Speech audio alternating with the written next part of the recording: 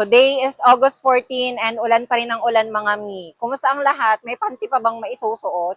Charis eme lang. Kung wala na, order kayo dyan sa showcase ko. Magluto tayo ng ukoy. Request din to mga mi. Matagal na tong request. Kanina ko lang nakita. Wala din ako naisip na lulutuin. Baka sana. Kaya lang, dun pa sa Puslobyo bibili. O kaya ito muna, maggulay na lang muna tayo. Tanggalin ko muna tong mga buto-buto niya dito. Oh. Hinati-hati ko lang siya ng ganito mga mi. Buti na lang meron kaming ganito na pwedeng paggadgadan. Sabi ni Lola, okay lang daw kahit na hindi na balatan. Pero nasa inyo mga mi, kung gusto nyo pa rin siyang balatan, go. Kabannog mi, ito na lang yung kinaya ng powers ko. Marami-rami na rin naman yan, kaya okay na to. Dito na lang natin siya i-mekos-mekos para medyo malaki. Lipat ko na lang muna dito. Lagay ko na tong malalaking hipon natin. Dried hipon, mga mi. Saktong betchin, paminta mga mi. Tantiameter lang gagawin ko ha. Kaya pasensya na, wala akong mabibigay na sapat na sukat. Asin, isang spoon ng sugar, harina mga mi, okay na siguro yan. Then, lagay ako ng egg, 2 piraso. Okay na to, mekos-mekos na lang muna natin mga mi. Lagay tayo ng konting water. Huwag niyong biglain mga mi. Kapag ganito na yung consistency niya mga mi, pwede na to. Nagpainit lang ako dito ng kawali with oil.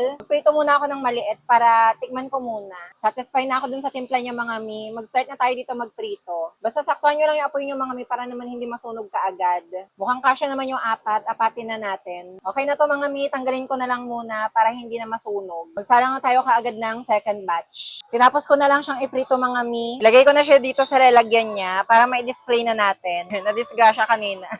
Yung ganun kalaking kalabasa mga mi, meron akong nagawa na 11 pieces. Pero depende pa rin naman yun sa sukat ninyo. Lagay na natin dito sa tabi ng pansit. And then, nagdinengdeng ako ng sabunganay mga mi. Halo-halo yan tapos bulaklak ng kalabasa. Yun lang mga mi. Thank you sa panonood. Bye! Mwah.